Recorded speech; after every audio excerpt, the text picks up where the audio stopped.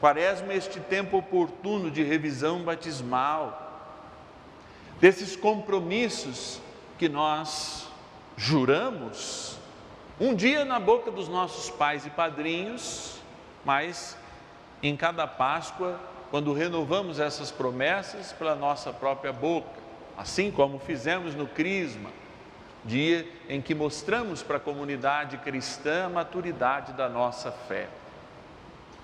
Mas é claro que essa simplicidade e essa repetição de coisas muitas vezes colocam os doutores e os sabidos deste mundo diante de um dilema. O que mais eu posso aprender em cada Quaresma? O que eu aprendi há 50 Quaresmas atrás? O que eu preciso de aprender nessa? E aí, essa dinâmica da vida interior é relembrada. E veja, interioridade na mística cristã não é misticismo, que é um processo individual em que eu coloco um objetivo na minha vida e vou inclusive com a fé humana buscar. A experiência cristã, ela é baseada na renúncia de nós mesmos. Na renúncia, inclusive, daquilo que a gente acha liberdade. Porque quando o Senhor nos propõe uma coisa nova, a nossa consciência levanta e arroga que somos livres e, portanto, a gente pode fazer tudo o que quer. Liberdade não é isso. E a Quaresma vai nos dizer: liberdade é justamente a capacidade de não fazer aquilo que eu quero. Eu vou repetir: se liberdade fosse fazer aquilo que eu quero, não estaria o mundo apresentado em dois lados, o bem e o mal, a vida e a morte. A gente nasce da morte. O útero que nos gera para a vida que nós conhecemos com os nossos olhos é um útero de morte. Na entrada da igreja, inclusive do Santuário da Vida, está o útero que nos garante a eternidade, a pia batismal. E é isso que nós somos chamados a perseguir neste tempo. Por isso a igreja nos dá pelo menos 3 faculdades, por assim dizer, 3 instrumentos para que a gente volte à nossa interioridade.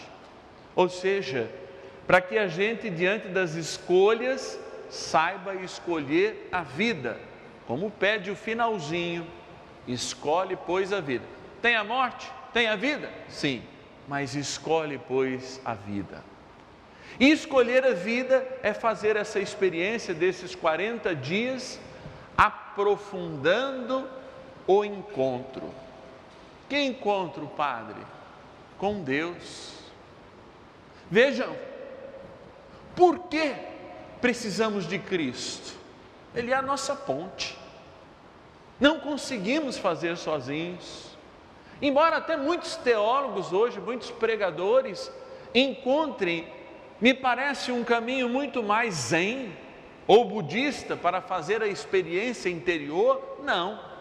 Nós fazemos a experiência interior seguindo os santos, na pequena via de Santa Teresinha, na oração silenciosa de Santa Teresa de Ávila, na experiência de desabrochar na noite escura de São João da Cruz, e aqui eu só falei dos carmelitas, mas na experiência de um exercício espiritual profundo com Santo Inácio de Loyola, na experiência de uma contemplação das coisas que existem em São Francisco de Assis. E aí a gente retoma aquele diálogo que o pecado muitas vezes limitou em nós, o profundo diálogo com Deus. E aí a gente descobre a partir daí uma necessidade para que a oração seja oração em todos os tempos, mas especialmente na Quaresma, o autoconhecimento. Uma oração sem autoconhecimento não é uma oração capaz de permitir que Deus fale ao nosso coração. É uma oração de desabafo, não é uma oração de súplica. Por isso a matéria-prima deste primeiro instrumento, que é a oração, nos indica também o caminho do autoconhecimento. E aí a gente pode falar de temperança, de autodomínio, que também é um sinônimo de temperança. A segunda proposta, não menos importante, é traduzir aquilo que a palavra de Deus nos diz. O que adianta você conhecer, você dominar o mundo inteiro, mas se não domina a si mesmo? Aí existe a segunda indicação, o jejum. O jejum, que é jejum de alimento, não é a mortificação de não comer chocolate, não tomar cerveja, não. É um dia. E aí na internet a gente joga no Google jejuns que a igreja dá, ela vai nos ensinar inúmeras formas de, se a gente pode, tem saúde para isso, restringir os nossos alimentos durante um período do dia, talvez até o dia todo, e fazer essa experiência que quando a gente fala para a cuca que ela é mais forte que o corpo, aí a gente não vai ter aquela desculpa para Deus e dizer assim: olha, eu me esforcei, mas não consegui. Padre, eu não consigo vencer esse pecado. Claro, você não consegue ficar meio dia sem comer, você não consegue ficar um dia só a pão e água. Como é que você vai conseguir superar um pecado que te acompanha há inúmeros anos? E aí a gente traduz isso, repito, não numa experiência individual, mas numa experiência comunitária. Quando a gente traduz, e essa é a palavra, traduz aquela mortificação, aquilo que a gente comeu menos, aquilo que inclusive nós jejuamos, em caridade. E aí a caridade faz com que a experiência íntima e não intimista da fé, traduzida neste tempo, ecloda num diálogo com o outro. E aí a gente realiza aquilo que Deus nos pediu. Como é que vocês dizem conversar com Deus? E tem pessoas que tratam até Deus como surdo, né? Como é que vocês dizem conversar com Deus se não conseguem conversar com o irmão?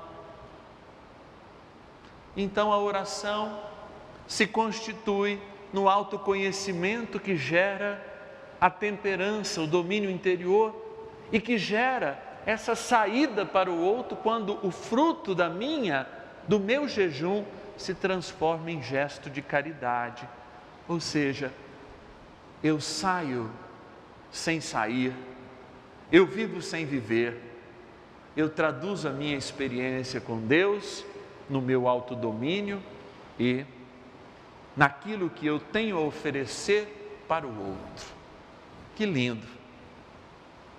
Que linda é a nossa fé!